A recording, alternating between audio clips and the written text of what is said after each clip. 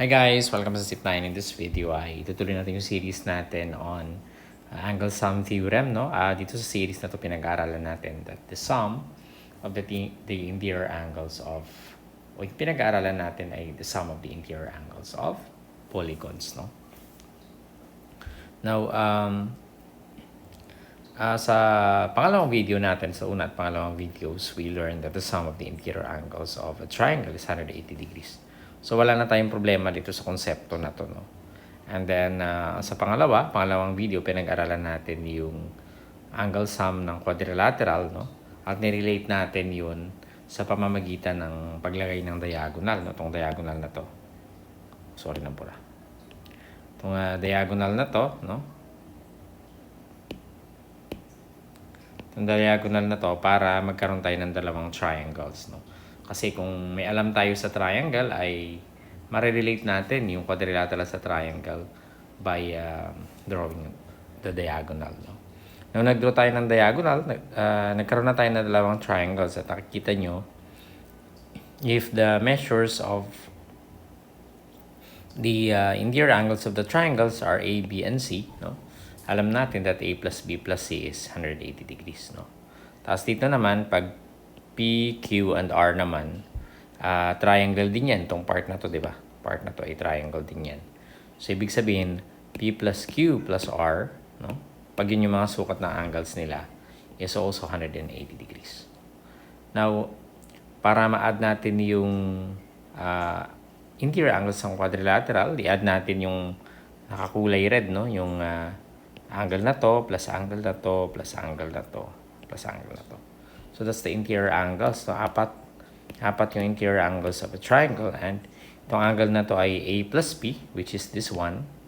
Tapos, ito ay, ang susunod ay B. No? Ito naman yan. And then, C plus R. Ito yan. C plus R.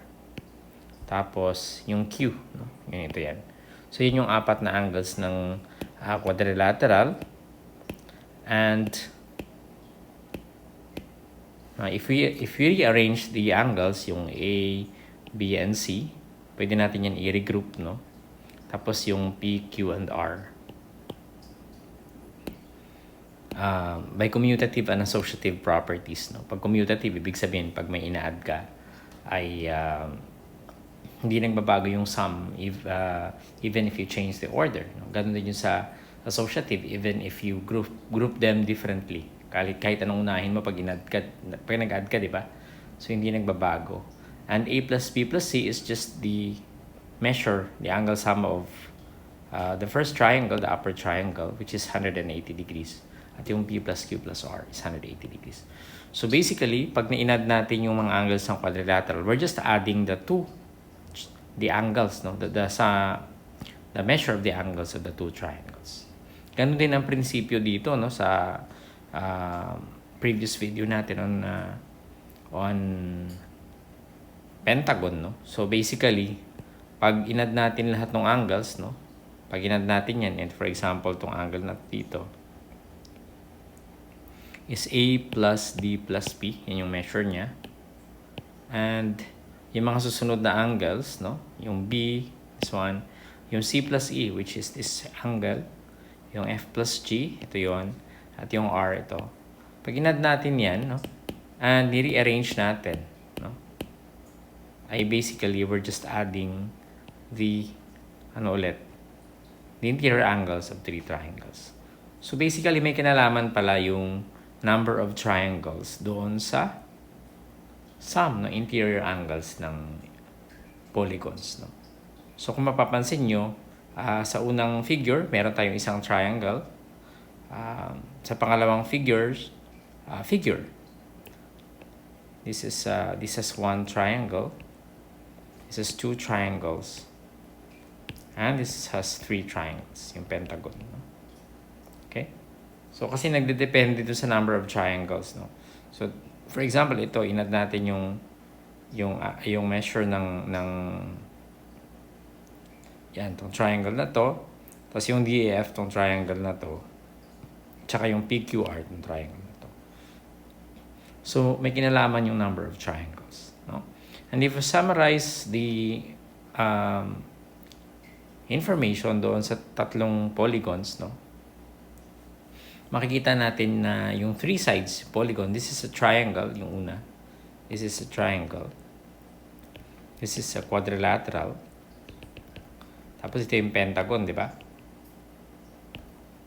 So may ilang triangles ang triangle, syempre isa. May ilang triangles ang quadrilateral, dalawa. May ilang triangles ang pentagon, tatlo, di ba? And which means na pwede natin isulat itong number of yung angle sum na kasi by product siya ng di ba? Product siya ng 180 per triangle, di ba? So 1 times 180 degrees. Meaning one triangle times 180 degrees. Ito, two triangles times 180 degrees. So 360, tama, di ba? Tapos 3 triangles times 180 degrees. Okay? So mahuhulaan nyo kaya, no? Mahuhulaan nyo kaya kung yung susunod, yung 6 sides, mahulaan nyo kaya. Kung without going through the process na. So pag 4 sides, meaning 4 times 180 degrees. So this number times 180 degrees. So ilan yun? 720 degrees. Okay? Pag 54 sides kaya, mahulaan nyo kaya? Ilang number of triangles yun? Mahulaan nyo kaya? Pwede yung tignan yung pattern, no? Okay, I'll give you time. Pause the video. So, kung mapapansin nyo, sana na-pause ninyo, no? Kung mapapansin nyo yung sides tsaka yung number of triangles, merong relationship, di ba? Halimbawa, itong 3 sides, 1 triangle. 4 sides, 2 triangle. 5 sides, 3 triangle. 6 sides, 4 triangles. 54 sides, how many triangles? Nagbabawas siya, di ba? 3 minus 2 is 1. 4 minus 2 is 2. 5 minus 2 is 3. 6 minus 2 is 4. So 54 minus 2. So this is 52. And our sum of the interior angles is 52 times 180 degrees. No? Meaning, we can generalize from this. No? Pag meron tayong n sides, ilan yung number of triangles? Babawasan ng dalawa, di ba? Kasi nagbabawas. 6 minus 2 is 4, 5 minus 2 is 3, and so on. So meaning n minus 2. N minus 2 triangles. N sides, n minus 2 triangles. Okay? Lagyan natin ng parenthesis ito para alam natin na isang number siya. And meaning, our interior angles, the sum of interior angles is, hulaan nyo na, n minus 2 times 180 degrees. Or, naalala nyo yung formula na yan, S is n minus 2 times 180, no? Or 180 times n minus 2. Ito yung formula na memorize niyo, no? N minus 2 times 180 or 180 times n minus 2. Yung S, sum of interior angles of any polygon. At yung n ay number of sides. Polygon.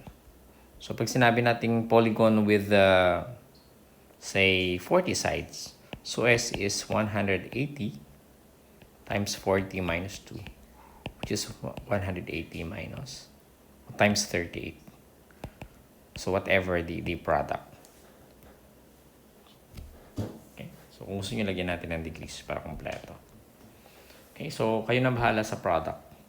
Basta ang pinapakita ko dito na merong pinanggalingan itong formula na ito, no? Hindi lang siya nanggaling kung saan. Meron siyang derivation. So, Madalas kasi sa pagmamadali sa school, hindi na natin naaaral itong mga ganitong discussion. But I think, no, hopefully ay natuto kayo dito sa discussion na ito. So yung n-2 times 180 degrees, meron siya pinagalingan.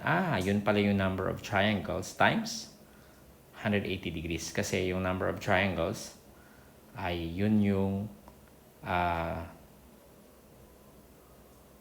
paghati ng polygons. No? So kung ilang triangles meron na pwedeng hatiin ng isang polygon, pwede mong i-add yung measures ng bawat triangle, and the sum is actually equal to the sum of the interior angles of that polygon. No? So nandun na galing yung formula na n-2 equals 180 degrees. Okay, so pasensya kayo, medyo mahaba yata itong video na ito, but hopefully ay naliwanagan kayo dun sa mga formulas kung saan sila nanggaling. Okay, so gusto ko kayong i-invite sa sipnayan.com yung ating website, sa ating YouTube channel, youtube.com/user/sipnayanph, no? And of course, kung gusto niyo itong video, just click the thumbs up para tumaas yung ating rank sa Google. Alright, maraming salamat. I'll see you in the next video.